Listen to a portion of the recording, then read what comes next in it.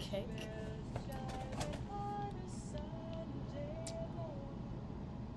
This is my dinner tonight. I did have a substantial lunch, so I feel like I've deserved this. But it was my birthday 2 days ago. My 19th birthday, so. I'm still doing a little celebrating. A couple days later. This was my first birthday that I didn't cry. Which is so strange to me. I don't know if it's strange to me that I didn't cry this birthday, or if it's strange that I've cried all the other birthdays.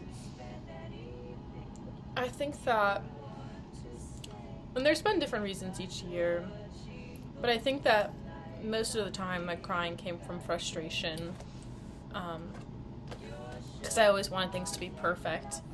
And maybe what I've learned as I've gotten older, nearing my 20s, is that I don't have the control that I think I would crave in a perfect world.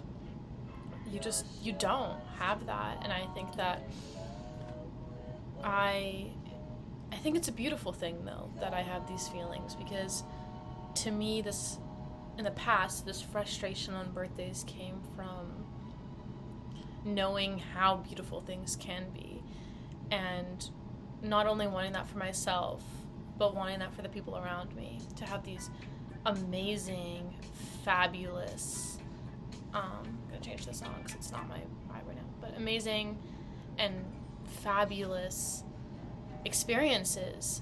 And sometimes that I get so locked in on what I believe that to be and how I see that, and if it doesn't go to plan, I get a little, it's not even that I get mad, but I just get like a sort of like an anxiety, like a hyperventilation feeling, but further than just as far as breathing, but just like full body kind of like fight or flight. And I don't know, this like seeps into other parts of my life, like punctuality, and just like time in general has always been something, maybe not always, but ever since I've had to interact with the world on my own without like my parents, not even living on my own, but just like once I started like really taking responsibility for myself, I started developing this strange relationship with time. And anyways, I think that has something to do with just like high expectations of life in a moment. And what I've realized is that actually that's taking me out of the moment, and that's devoiding me of not life, that's really quite extreme, but time. One thing that I think is really weird about time, I was thinking this the other day, is that people will say time is a concept, and to a certain extent I do believe that. It's like a human, I don't know, the idea of a clock, the idea of 1 o'clock, 2 o'clock, 3 o'clock, noon, those are all like humanly made ideas, as everything is in our head. But if time isn't real, like, why do I feel like I can see it? You feel it too. And so I wonder, in a grand scheme, outside of the human experience, what time is explained by. Because you can see time on a person, you get wrinkles, you feel the weight of gravity. Maybe gravity is time. I don't know what time is. I don't know if I love it or hate it.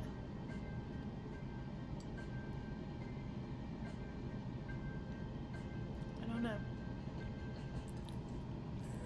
But I know that maybe thinking so hard about it and analyzing it is giving me a fake sense of freedom, which is something that maybe not specifically about time, but kind of a philosophy of Albert Camus, the French Algerian philosopher. I've been studying him a lot, and I've been talking about him a lot. The people in my life are probably sick of it, but He's really interesting. And once you start studying a specific philosophy of a specific person, you get so engulfed in that, because a philosophy of life really is every moment. Albert Camus kind of wants me to just, kind of makes me want to just say, like, fuck it. You know, like, that's not quite the mentality he's giving off, but in some ways it, like, sort of is. In a sense of, like, he doesn't want you to experience life through meaning making. He wants you to experience life through physical experiences, things that you can be sure of, and not things that you can't be sure of. Because most of those things are dictated by the ultimate death that we will all face. Which is maybe a bit morbid to be talking about on my birthday. Well, it's not quite my birthday, but you get the idea.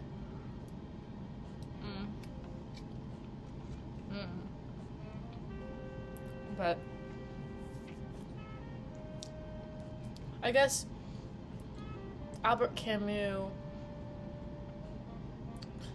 wants you, he's an enthusiast of life. You know, he's not pro-death, which maybe you would assume would be absurd. Like, why not just die if none of it means anything? But he's actually very, very pro-life. And he actually does talk about the beauty of it. And I think that his philosophy of life is an attempt to heighten that beauty, to swim in it, rather than watch it from afar, rather than dictate your life by what happens after death instead of what's happening right now. Why am I so worried about what I'm doing right now and how it'll make me feel in 60 years when ultimately right now is the only thing that's real? I'm living in a false reality 24/7 if I'm only thinking about the future, you know? I don't know, that's an extreme, it's an absurd philosophy. I mean, that's why it's called absurdism.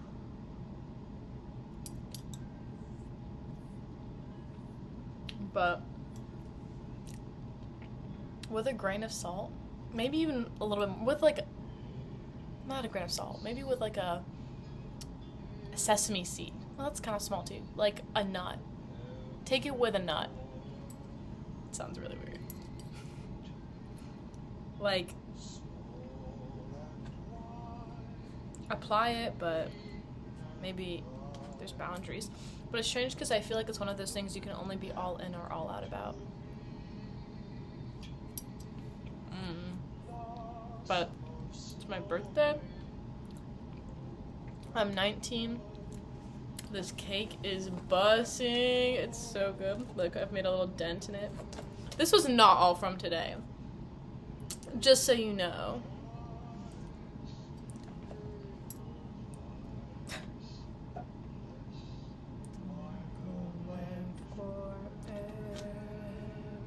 I guess that's all for today. Oh goodness. I'm making a mess. Whatever. I know that the person who's gonna watch this the most is gonna be me. In a couple months or a couple years.